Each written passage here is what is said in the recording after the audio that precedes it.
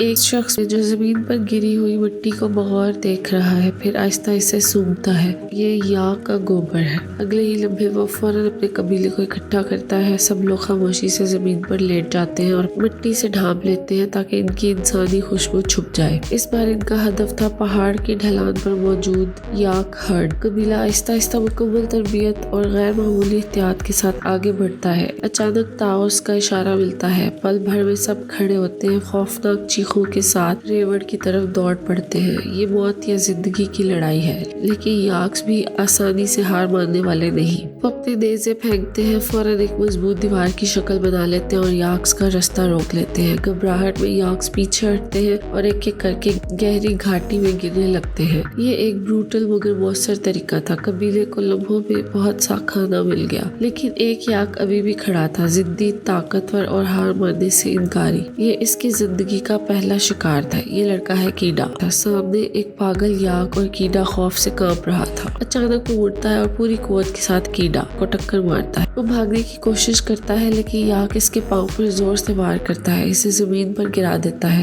اور یہی ختم نہیں ہوتا، یاک دوبارہ پلٹتا ہے، کیڈا کو اپنے سینگوں پر اٹھاتا ہے اور پوری طاقت سے پہاڑ کی طرف دوڑ پڑتا ہے۔ یہ منظر دیکھ کر تاؤس فوراً اپنا نیزہ پھینکتا ہے۔ نیزہ یاک کو لگتا ہے، لیکن وہ پھر بھی رکنے کو تیار نہیں۔ جب قبیلہ پہاڑ کے کنارے پہنچتا ہے، وہ دیکھتے ہیں کہ کیڈا آدھے راستے پر ایک چٹان سے لٹکا ہوا ہے۔ تاؤس چیخ چیخ کر کہتا ہے، چھوڑنا مت، مضبوطی سے پکڑے رہو۔ لیکن اگلے ہی لمحے چٹان ٹوٹ جاتی ہے، کیڈا نیچے گر جاتا ہے۔ تاؤس سکتے میں آ جاتا ہے۔ خوش قسمتی سے کیڈا سیدھا ایک باہر نکلی ہوئی چٹان پر آ گرتا ہے۔ قبیلہ نیچے جانے کا سوچتا ہے، مگر وہ جانتے ہیں یہ جگہ موت کے برابر ہے۔ اگر کیڈا زندہ بھی ہو تو اس کے بچنے کے امکانات تقریباً صفر ہیں۔ ایک لیڈر ہونے کے ناطے تاؤس کو دل پر پتھر رکھ کر قبیلے کے ساتھ واپس جانا پڑتا ہے۔ رات ہو جاتی ہے۔ تاؤس اب بھی پہاڑ کے کنارے گھٹنوں کے بل بیٹھا کیڈا کو پکار رہا ہے، مگر پوری رات گزر جاتی ہے اور کیڈا حرکت نہیں کرتا۔ آخرکار آنسوں کے ساتھ وہ کیڈا کے نام کی ایک پتھر کی یادگار بناتے ہیں اور قبیلہ آگے بڑھ جاتا ہے۔ لیکن ان کے جانے کے کچھ دیر بعد ایک ولچر آسمان سے نیچے اترتا ہے۔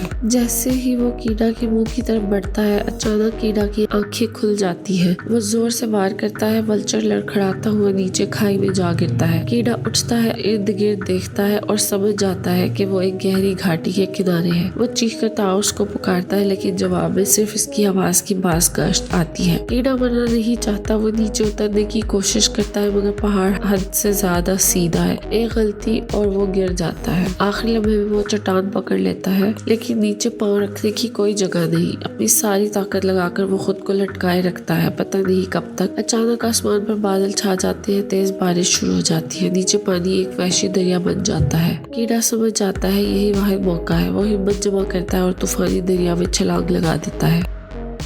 اگلی صبح وہ کیچڑ میں زندہ جاگتا ہے، لیکن اس کی ایک ٹانگ حرکت نہیں کر رہی۔ جب وہ جوتا اتارتا ہے، اس کا پاؤں سوج کر پگ کے پاؤں جیسا ہو چکا ہوتا ہے۔ دانت بھینج کر وہ دو پتھروں کے درمیان اپنی ہڈی سیدھی کرتا ہے، ایک لاٹھی کے ساتھ عارضی سپلنٹ بناتا ہے اور پہاڑ کی طرف چل پڑتا ہے۔ کافی دیر بعد وہ چوٹی پر پہنچتا ہے۔ سامنے وہی پتھر کی یادگار جو اس کے والد نے اس کے لیے بنائی تھی۔ کیڈا ٹوٹ جاتا ہے، غصے میں وہ پتھر کو زور سے لات مارتا ہے۔ تبھی وہ وولفز کی آوازیں سنتا ہے۔ ایک وولف پیک آ چکا تھا۔ وہ الٹی سے بھاگتا ہے، مگر وولفز اس کا پیچھا کرتے ہیں، اسے ایک مردہ درخت تک دھکیل دیتے ہیں۔ وہ درخت پر چڑھنے لگتا ہے تو ایک بھوکا وولف اس کے بوٹ کو پکڑ لیتا ہے۔ گھبرا کر کیڈا اپنی نائف نکالتا ہے اور وولف کو زخمی کر دیتا ہے۔ وہ بچ تو جاتا ہے، مگر وولفز نیچے بیٹھ کر اسے گھورتے رہتے ہیں۔ مجبوراً کیڈا پوری رات درخت پر گزارتا ہے۔ اگلی صبح وولفز جا چکے ہوتے ہیں، صرف ایک زخمی وولف زمین پر پڑا ہوتا ہے۔ کیڈا اپنی نائف کو ایک سٹک کے ساتھ باندھ لیتا ہے۔ کیڈا اپنی نائف کو ایک سٹک کے ساتھ باندھ کر ایک دفاعی ہتھیار بنا لیتا ہے۔ وہ آہستہ آہستہ وولف کے قریب جاتا ہے، اسے اس کی تکلیف سے آزاد کرنے کے لیے،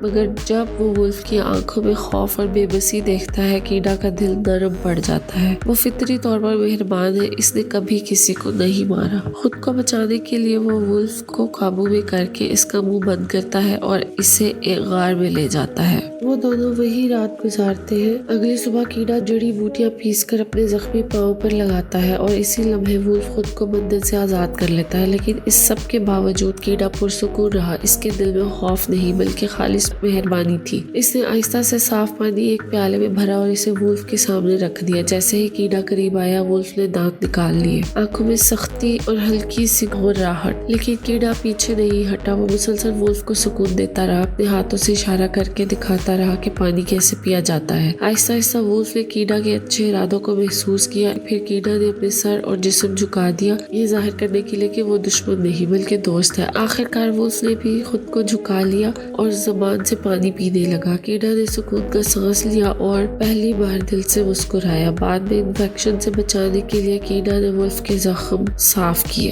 وولف کے زخم گارڈز کی مدد سے صاف کیے۔ یہ تکلیف دہ تھا مگر زندہ رہنے کے لیے ضروری تھا۔ اس نے وولف کو گارڈز کھانا بھی سکھایا، کیونکہ اس جنگل میں زندگی صرف مضبوط ارادوں سے نہیں سخت فیصلوں سے بچتی ہے۔ اسی دن دوپہر کو کیڑا کو جنگل میں ایک ریبٹ ملا۔ بھوک شدید تھی۔ کافی دیر ہچکچانے کے بعد آخرکار اس نے پہلی بار کسی جانور کو مارنے کی ہمت کی۔ غار واپس آ کر وہ لکڑی رگڑ کر آگ جلانے کی کوشش کرتا رہا۔ تبھی وولف آہستہ آہستہ قریب آتا ہے اور ریبٹ کا گوشت چھیننے کی کوشش کرتا ہے۔ کیڑا لمحہ بھر بھی نہیں رکتا۔ وہ وولف کو زور سے دھکیلتا ہے، کچے گوشت کو خود کاٹتا ہے اور واضح کر دیتا ہے، یہاں لیڈر میں ہوں۔ وولف اس ڈومیننس سے پیچھے ہٹ جاتا ہے۔ اسی رات کیڑا گرم بھنا ہوا ریبٹ کھاتا ہے، جبکہ وولف دور بیٹھ کر بھوک سے اسے دیکھ رہا ہوتا ہے۔ کیڑا گراؤنڈ رولز طے کرتا ہے، اگر کھانا چاہیے تو بانٹنے کا انتظار کرنا ہوگا۔ وولف خاموشی سے مان جاتا ہے۔ کیڑا گوشت کا ایک ٹکڑا اس کی طرف پھینکتا ہے۔ کھانے کے بعد دونوں آسمان کی طرف دیکھتے ہیں، جیسے اپنے اپنے خاندان کو یاد کر رہے ہوں۔ کچھ دن کے آرام کے بعد کیڑا کی چوٹیں کافی بہتر ہو جاتی ہیں۔ اسے معلوم تھا کہ پہاڑی راستہ جلد برف سے بند ہو جائے گا۔ وہ گھر واپس جانا چاہتا تھا اور یہ بھی چاہتا تھا کہ وولف اپنے جھنڈ کو ڈھونڈ لے، مگر وولف زمین پر لیٹ کر جانے سے انکار کر دیتا ہے۔ کیڑا اکیلا روانہ ہو جاتا ہے، لیکن وولف خاموشی سے اس کے پیچھے چلنے لگتا ہے۔ کیڑا رکتا ہے، وولف بھی رک جاتا ہے۔ مایوس ہو کر کیڑا اس کی طرف ایک سٹک پھینکتا ہے تاکہ اسے بھگا دے، مگر حیرت انگیز طور پر وولف سٹک پکڑ لیتا ہے اور زیادہ جوش سے آگے بڑھتا ہے۔ کیڑا حیران رہ جاتا ہے۔ جلد ہی وہ پہاڑ کے دامن میں وائلڈ بورز کو دیکھتے ہیں۔ وولف فوراً ان کی طرف لپکتا ہے۔ کیڑا گھبرا کر اپنی اسپیئر اٹھاتا ہے، لیکن بورز بھاگتے ہوئے کیڑا کی طرف آ جاتے ہیں اور وہ بے بسی سے دیکھتا رہ جاتا ہے۔ وولف اسے ناگواری سے دیکھتا ہے، جیسے کہہ رہا ہو یہ کیسا ساتھی ہے۔ کیڑا وضاحت کرتا ہے۔ آخرکار دونوں سمجھوتے پر پہنچ جاتے ہیں اور سفر جاری رکھتے ہیں۔ کیڑا وولف کا نام رکھتا ہے الفا۔ الفا کے ساتھ ان کی شکار کی صلاحیت کی کئی گنا بڑھ جاتی ہے۔ بھوک ہو یا تھکن، وہ ایک دوسرے کا سہارا بنتے ہیں۔ جھیل میں نہانا، الفا کو مچھلی پکڑنا اور رات کو کیڑا کے ساتھ سونا تاکہ وہ گرم رہے۔ یہ دن کیڑا کی زندگی کے سب سے خوبصورت دن تھے، مگر خوشیاں ہمیشہ کے لیے نہیں ہوتی۔ سردیاں آ جاتی ہیں، موٹی برف پورے پہاڑ کو ڈھانپ لیتی ہے۔ ایک دن کیڑا کے پاؤں کے نیچے برف ٹوٹ جاتی ہے اور وہ تیز بہتے دریا میں گر جاتا ہے۔ وہ باہر نکلنے کی بھرپور کوشش کرتا ہے۔ الفا اوپر سے برف توڑنے کی کوشش کرتا ہے، مگر اس کا وزن کم ہوتا ہے۔ آخری لمحے میں کیڑا اپنے خنجر سے برف توڑ کر خود کو باہر کھینچ لیتا ہے۔ وہ بھیگا ہوا سردی سے کانپ رہا ہوتا ہے۔ الفا اس کے گال کو چاٹ کر بس تھوڑی سی گرمی دے پاتا ہے۔ ہوش میں آنے کے بعد کیڑا فلنٹ سے بون فائر جلاتا ہے اور اپنے جمے ہوئے کپڑے اتارتا ہے اور الفا کو گلے لگا کر برف پر لیٹ جاتا ہے۔ اگلے دن وہ ایک ٹینٹ دیکھتے ہیں۔ کیڑا خوشی سے دوڑتا ہے، مگر قریب جا کر دیکھتا ہے کہ بوڑھا آدمی برف میں منجمد ہو چکا ہے۔ خیمے میں کچھ نہیں ملتا۔ کیڑا تلاشی لیتا ہے کہ شاید کھانے کو کچھ ڈھونڈ لے۔ کیڑا تھک کر بیٹھ جاتا ہے، مگر ہار نہیں مانتا۔ وہ بوڑھے کا تیر کمان لیتا ہے اور آگے بڑھتا ہے۔ تبھی ایک زبردست سنو اسٹارم آ جاتا ہے۔ مزید بدتر یہ کہ ہنٹنگ ڈاگز ان کا پیچھا کرنے لگتے ہیں۔ ہنٹنگ ڈاگز سے بچنے کے لیے دونوں بھاگتے ہیں اور ایک غار میں گھس جاتے ہیں۔ الفا الرٹ رہتا ہے اور کیڑا بھی اپنا تیر کمان تیار رکھتا ہے۔ تبھی غار کے پچھلے حصے سے ایک بلیک پینتھر نکلتا ہے۔ پینتھر کیڑا کی طرف جھپٹتا ہے، لیکن الفا پینتھر کی طرف جھپٹ پڑتا ہے اور اسے روکنے کی کوشش کرتا ہے۔ چونکہ الفا پینتھر کے مقابلے میں بہت چھوٹا ہوتا ہے اور کم طاقتور ہے، اس لیے پینتھر اس کو دبوچ لیتا ہے۔ کیڑا تیر چلاتا ہے، پینتھر وہی ڈھیر ہو جاتا ہے۔ الفا بے حرکت پڑا ہوتا ہے۔ کیڑا گھبرا کر اس کا نام پکارتا ہے۔ آخرکار الفا اٹھتا ہے، پیندر سے خود کو آزاد کروا کر کیڈا کی طرف بڑھتا ہے مگر فوراً گر پڑتا ہے زخموں سے چور۔ کیڈا اسے اپنی گود میں لے کر آہستہ آہستہ سہلاتا ہے۔ الفا نے کئی بار کیڈا کی جان بچائی تھی، اب کیڈا نے ٹھان لیا تھا کہ وہ الفا کو گھر لے جائے گا۔ دنوں بعد وہ قبیلے کی اسٹون مار کر دیکھ لیتے ہیں۔ الفا مزید چلنے کے قابل نہیں رہتا۔ کیڈا اسے اٹھا لیتا ہے اور برفانی طوفان میں آخری طاقت کے ساتھ آگے بڑھتا ہے۔ آخرکار وہ اپنے قبیلے تک پہنچ جاتا ہے۔ تاؤس اپنے بیٹے کو دیکھ کر حیران رہ جاتا ہے۔ ماں آنسوؤں میں اسے گلے لگا لیتی ہے۔ کیڈا فوراً الفا کو بچانے کی درخواست کرتا ہے۔